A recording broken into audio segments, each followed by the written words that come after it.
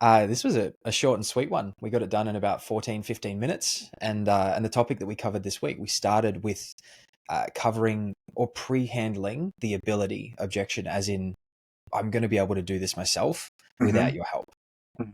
Yeah, you don't want to get to the end of the call and hear something along the lines of, all sounds great, James. Let me just try it myself. And if it doesn't work, I'll be sure to get back to you. I mean, you really don't want to hear a version of that after you try and close them at minute 45. So we talk about how to get ahead of that. We then expanded it into status quo, keep doing what you're doing, cross your fingers, hope for the best. And then we pivoted finally into talking about assumptive questioning, which is a really, really, really powerful technique that both of us use on every call and in real life.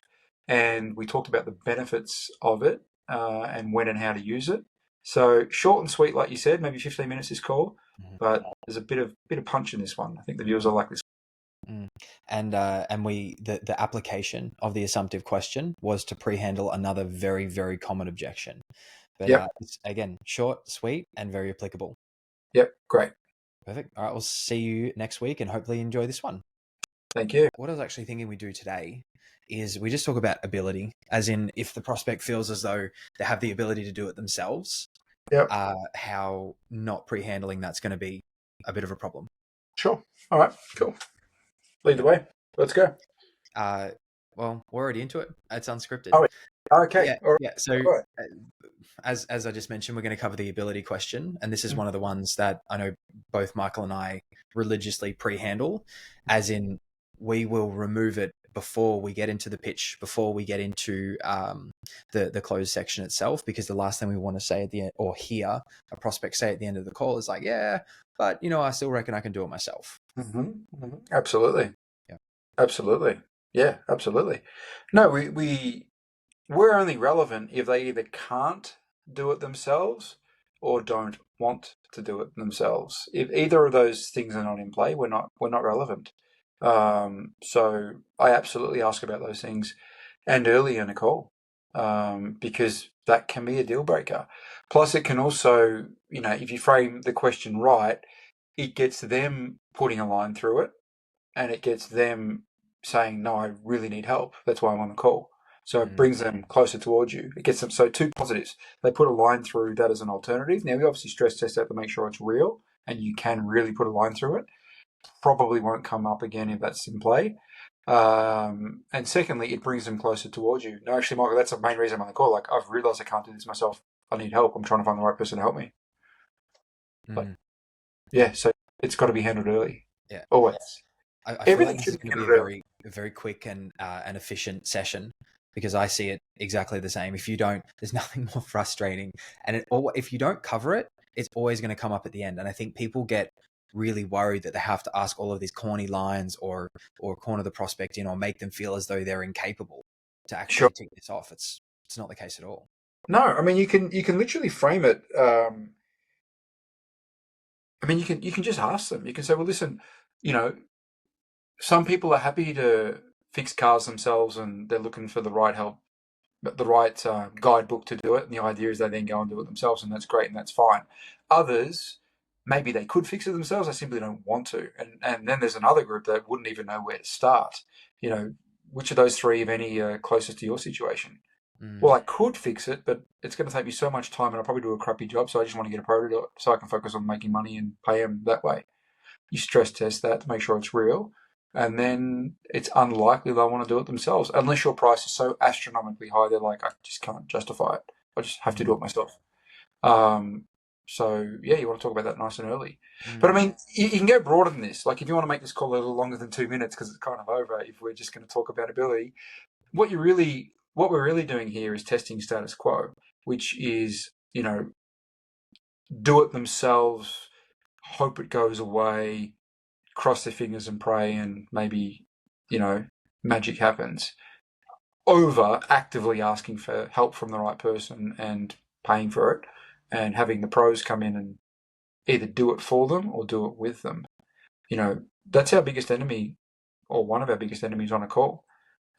So we want to explore that nice and early on a call and get them to put a line through, not making, leaving things as they are, accepting this is the rest of my life and it's going to stay like this.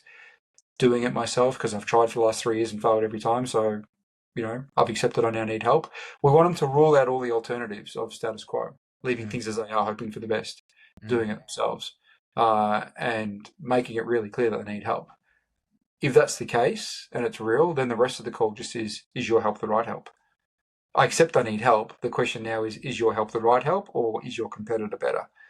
Which may be the case. But at least you've got them in a solution state, not a maybe I'll push it out for another day, or, hope for the best approach, which we don't want to hear about for the first time at minute 40 after we tried to close them.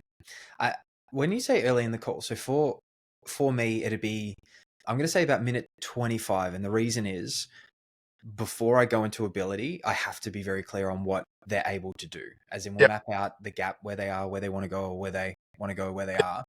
Yep. And then the ability question is, can you bridge that gap? So it's not at the very start, like we handle a lot of our objections.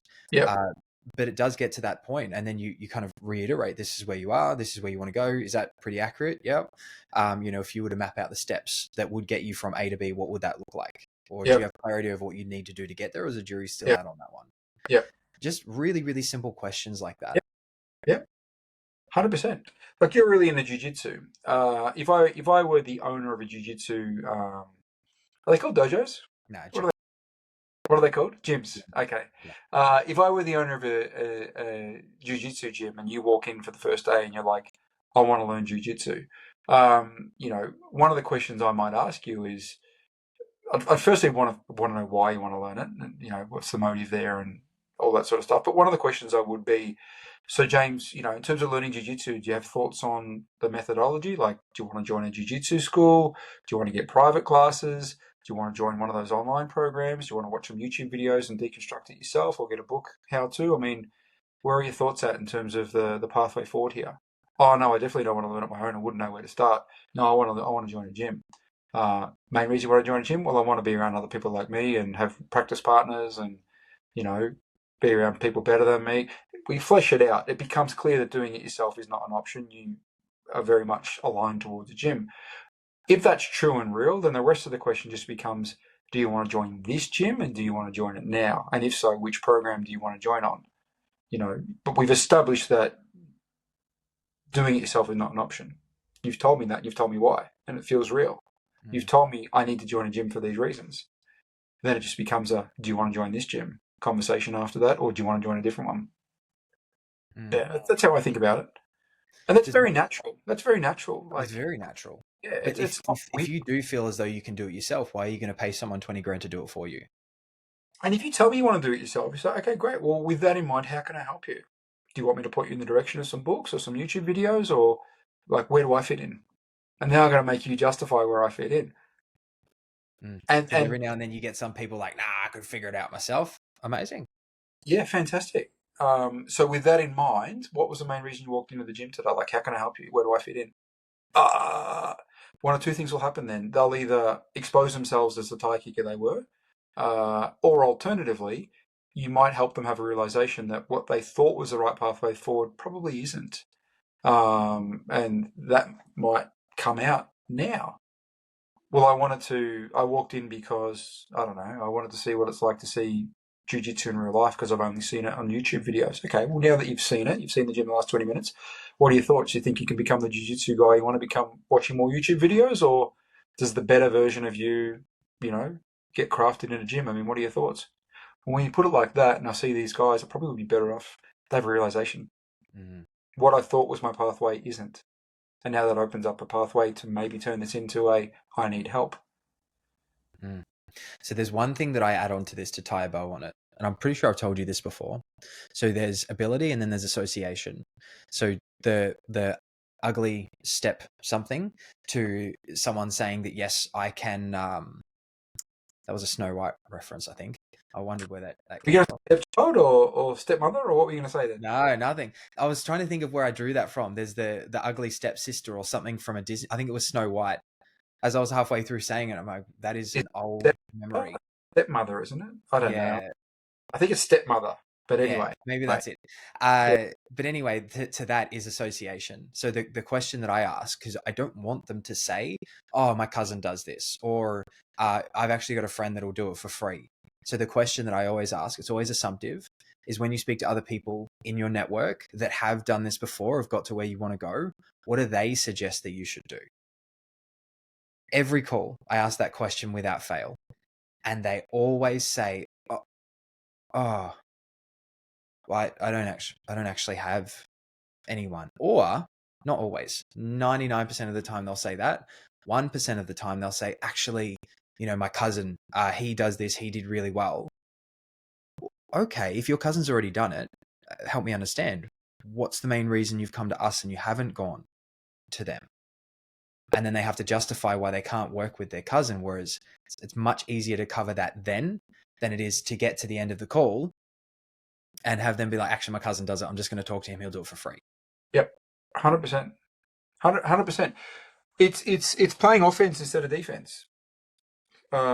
Simple as that. So I would always rather play offense than defense. And what you did then with those questions is you had them have a realization, and that realization exposed a gap, and that gap can set off a whole new trajectory of the call.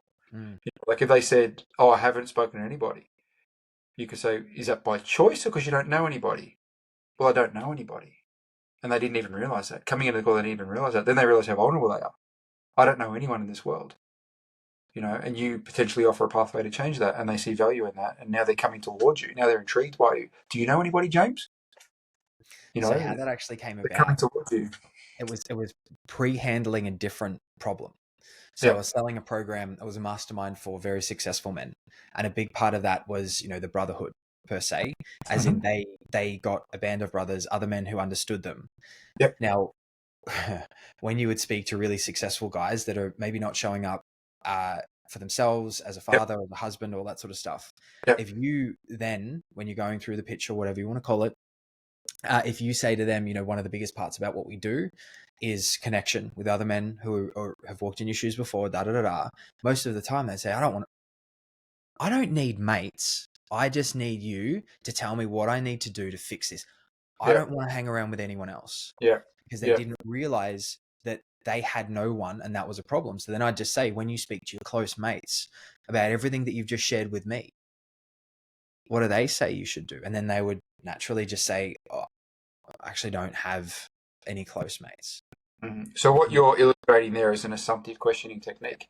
It's intentionally crafting a question with a massive assumption baked into it, and you know that it's more likely than not that's not the case, and you're wanting to be corrected. That you're structuring the question in a way that you're wanting to be corrected, because when they correct you, a gap is exposed.